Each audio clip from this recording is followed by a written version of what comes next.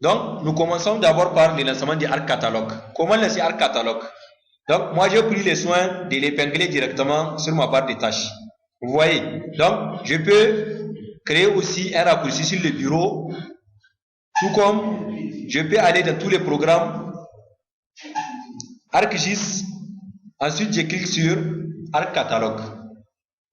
Donc, Arc Catalogue est en cours de lancement.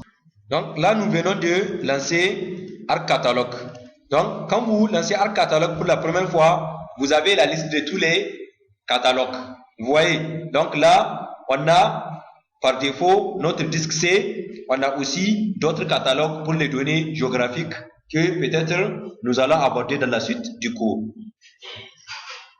Nous nous proposons d'aller dans notre dossier de travail qui s'appelle licence Topo, licence Pro Topo, ça veut dire LTP, qui se trouve dans les disques C. Donc, je prends le soin d'abord de vérifier si mon dossier existe bel et bien, il est là, LPT. C'est bon. Donc, comment accéder à ces dossiers? Comme ces dossiers se trouvent dans les disques C, il suffit tout simplement de cliquer sur les disques C. Et là, j'ai la liste de tous les sous-dossiers qui sont à l'intérieur du disque C. Je clique sur mon dossier LPT, soit à partir de la zone d'affichage des données ou bien à partir de mon arborescence du catalogue. Vous pouvez aussi ouvrir l'arborescence du dossier pour voir l'ensemble des fichiers qu'il contient. Vous pouvez également améliorer l'affichage du contenu du dossier en choisissant différents types d'icônes. Regardez, vous voyez. Voilà. Donc, les icônes.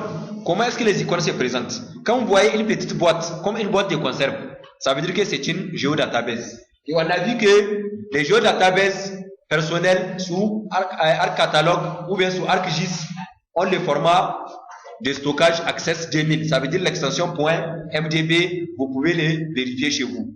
On a aussi les autres fichiers shapefile qui sont à l'intérieur de notre dossier. Donc, nous avons combien de shapefiles? 1, 2, 3, 4 et 5 shapefiles. Un shapefile dédié au département du Niger, un autre, la limite du Niger, les régions, les routes et les villes du Niger.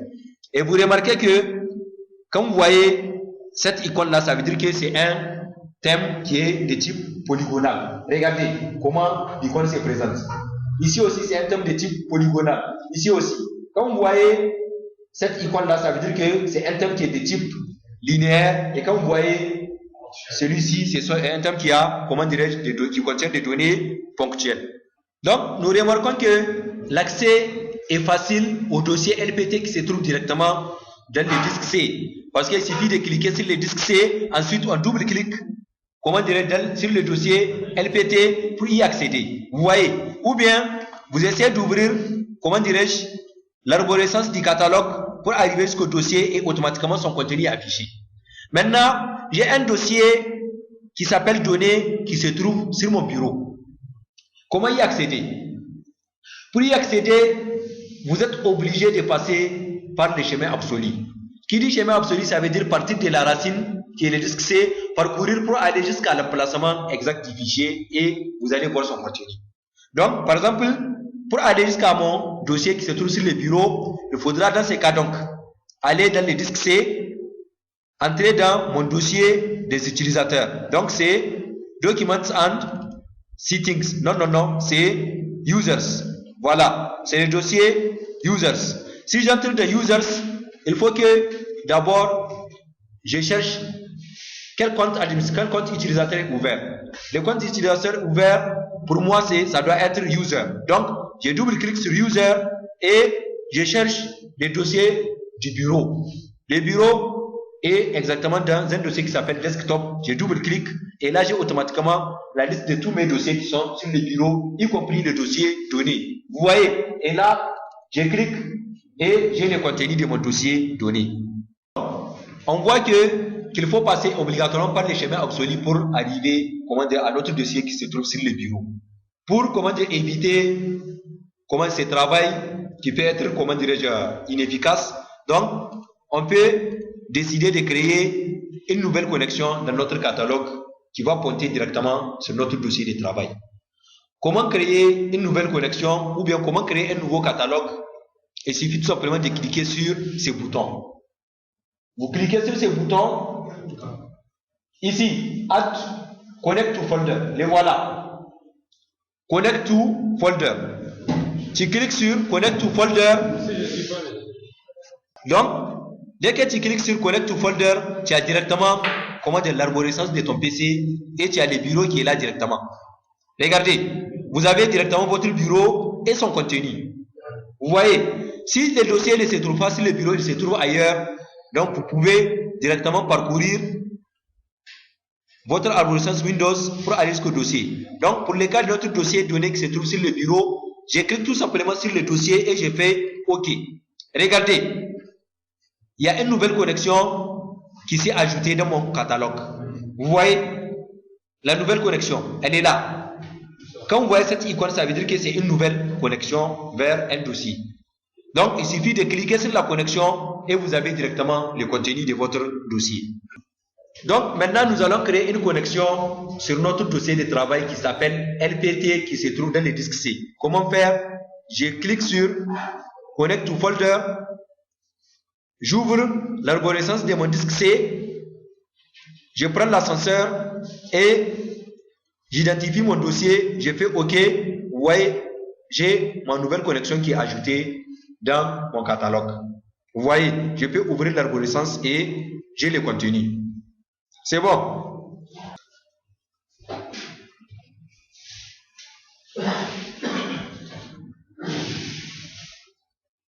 Donc, nous allons voir la structure de notre géodatabase. Donc, j'ai déjà cliqué sur l'arborescence de ma géodatabase. Donc, je vois ici, j'ai un certain nombre d'éléments qui y sont placés. Donc, j'ai ici découpage administratif sous lequel j'ai département, région, ville. J'ai hydrographie sous lequel j'ai cours d'eau. J'ai transport sous lequel j'ai route. J'ai ici carte Niger, c'est une donnée raster. Donc ça se voit à travers l'icône. Si vous remarquez, ça se présente comme un tableau. Ça veut dire que c'est une donnée raster. Et vous avez aussi un autre élément qui s'appelle limite Niger. Donc, en regardant l'arborescence, ici nous avons ce qu'on appelle un feature dataset, ça veut dire un jeu de classes d'entités. Découpage administratif qui regroupe les localités, villes, les régions et les départements. Donc vous voyez à l'intérieur, on a les mêmes icônes qu'on retrouve au niveau des champs file pour les éléments surfaciques, les éléments ponctuels et les éléments linéaires, par exemple les cours d'eau et les routes. Vous voyez, vous pouvez directement cliquer sur un feature dataset ou bien un jeu de classes d'entités pour voir les feature classes ou bien les classes d'entités qui sont à l'intérieur. Donc ici on a département, région et ville. Réseau hydrographique, on a cours d'eau, transport, on a uniquement les routes, on a aussi limite Niger. Comment prévisualiser les données sous Arc Catalogue? Il suffit tout simplement d'ouvrir l'arborescence comme je l'ai fait ici. Vous voyez, là, j'ai ouvert mon feature dataset et j'ai toutes les classes d'entités qui sont à l'intérieur. Ici aussi, j'ai la liste de mes files qui sont contenues directement dans mon dossier. Voilà. Donc, pour prévisualiser un thème de l'information géographique, il suffit de cliquer tout simplement sur les thèmes. Vous voyez, là je viens de cliquer sur la classe d'entité département et je clique sur l'onglet Preview. En faisant Preview, voilà ce que j'ai comme résultat. Vous voyez, j'ai les données géographiques qui vont s'afficher. Et en bas, j'ai une liste à choix unique où j'ai géographie, ensuite j'ai table. Vous voyez, donc en choisissant géographie, je prévisualise les données géographiques et en choisissant table, je prévisualise les données attributaires de mon thème, à savoir de ma feature class. De la même façon, je peux par exemple choisir géographie et je clique un à un sur mes thèmes afin de prévisualiser leur contenu. Regardez par exemple, région, route, ville, limite Niger, cours d'eau, il n'y a rien dedans, les villes, les régions, les départements, les routes. De la même façon, je peux choisir table, ensuite je clique sur tous les thèmes un à un afin de voir leur table attributaire. En prévisualisant les données géographiques, on a un certain nombre d'outils de manipulation cartographique qui nous sont proposés par ArcCatalog. Par exemple, regardez, vous avez ici un outil de zoom entrant, ça veut dire zoom in. Regardez, il me suffit de venir comme ça, je cadre et je peux zoomer sur une zone donnée. Vous voyez, je peux également utiliser l'outil de zoom sortant, zoom out, je cadre et, comment dirais-je, je zoome. Vous pouvez également tourner la roulette de votre souris vers vous afin, comment dire, de zoomer, comment dire, d'agrandir l'affichage, tout comme en tournant la roulette, comment dire, vers l'avant, vous réduisez l'affichage. Vous voyez, vous avez aussi cet outil-là qui signifie, comment dirais-je, l'affichage intégral du thème, full extent. Ça veut dire afficher les thèmes dans toute son extension. Regardez, en cliquant sur le full extent, je reviens à l'affichage intégral de mon thème. Vous voyez, ça veut dire qu'à tout moment, si je zoome sur une zone, je peux revenir à l'affichage intégral de mon thème. Si je suis à un zoom donné, je ne vais pas changer le zoom, je peux prendre l'outil main, ça veut dire le pan. Et là, je peux déplacer ma vue afin de faire apparaître les zones masquées. Vous voyez, en prenant la main. Vous voyez, donc, j'ai aussi ce bouton qui me permet d'aller à l'affichage précédent. Les voilà. Tout comme aller à l'affichage suivant. Ici, je reviens à l'affichage intégral. J'ai un outil ici qui s'appelle Identify, les I. En choisissant le bouton I, je clique sur un objet quelconque et j'aurai toutes les informations attributaires les concernant. Par exemple, je clique sur ce polygone-là. Selon vous, de quel département il s'agit? Ce département-là. C'est le département de Tawa. Voilà. Département de Tawa. Vous voyez, la région de Tawa, département de Tawa. Ici, vous avez les informations, les autres informations attributaires. Par exemple, il y a l'échange chef qui est renseigné, qui nous dit que c'est un objet de type polygone. On a ici chef length qui nous donne son périmètre en mètres. Ici, on a chef area qui nous donne la superficie de ces départements en mètres carrés. Voilà, je ferme l'outil. Je peux également cliquer progressivement sur beaucoup d'autres objets pour les identifier. Nous passons maintenant à la prévisualisation des données attributaires. Donc, il suffit tout simplement, je choisis les shapefile. C'est la même chose. Vous voyez, par exemple, j'ai choisi celui des régions. Tout comme je peux choisir ma feature class qui est ici dans ma database, je choisis région. C'est la même chose. C'est bon. Donc, je reviens à mon shapefile. Donc, je clique ici sur Preview Table pour afficher la table attributaire.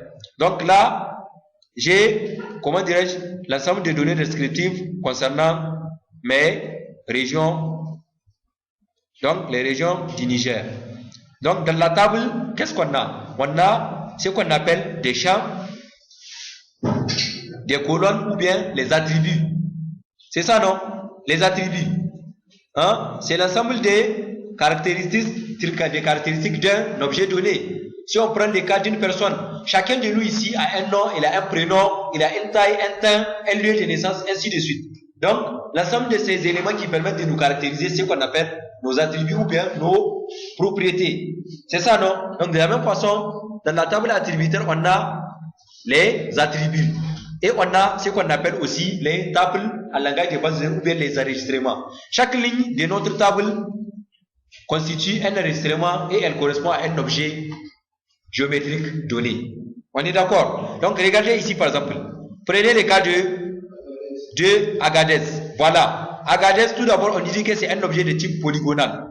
Donc voilà, on a un attribut qui s'appelle nos régions où est renseigné le nom de la région. On a les chefs length qui nous donnent quoi? Son périmètre en mètres. Nous avons les chefs area qui nous donnent sa superficie en mètres carrés. On a un autre champ qui s'appelle POP 77. C'est la population de la région des Andes d'Agadez en 1977. On a un autre champ aussi, population en 88, population en 2001 et enfin l'estimation de la population de la région d'Agadez en 2010. Vous pouvez choisir, par exemple, de trier les éléments d'un champ donné. Par exemple, je veux savoir quelle est la région la plus peuplée en 2010. Donc, je viens tout simplement au niveau de mon champ et je double-clique. Quand je double-clique, regardez là où je suis. Au niveau du champ, les noms du champ, estimation 2010, je double-clique. Automatiquement, les éléments du champ sont ordonnés. Soit par ordre croissant, soit par ordre décroissant, selon l'ordre, comment dirais-je, des clics qu'il choisit. Donc, au tout début, en cliquant, vous aurez l'ordre croissant et en double-cliquant à nouveau, vous aurez l'ordre décroissant. Vous pouvez à chaque fois inverser l'ordre de tri.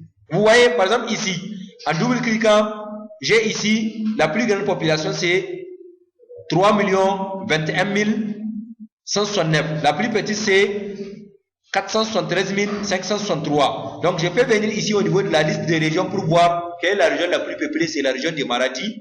La région la moins peuplée, c'est la région de Difa. Vous pouvez faire un clic droit sur le nom du champ. Regardez.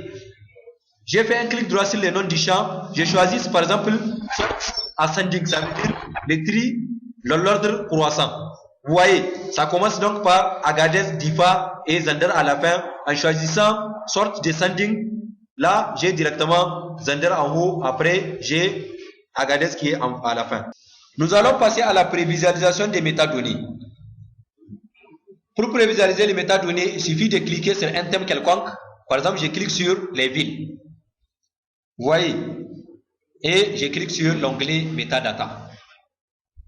Donc là, j'ai directement une prévisualisation des métadonnées, comment dirais-je, de mon thème qui s'appelle ville. De la même façon, en cliquant sur limite Niger, j'ai les métadonnées, région, route, ainsi de suite. Je reviens au niveau des régions. Tout d'abord, on me dit que région, c'est une feature class, c'est une classe d'entité qui se trouve dans une géodatabase personnelle. Vous voyez, personnel, géodatabase, feature class. Regardez, si je clique sur département, qu'est-ce que j'ai? Ce n'est qu'un shapefile. Vous voyez ça ici, non? Voilà, là vous avez une description. Dans la description, vous pouvez, comment dirais-je, décrire votre thème en mettant des mots-clés, une petite description, un résumé et l'objectif même général du thème. Vous voyez, les statuts des données, la période, oui,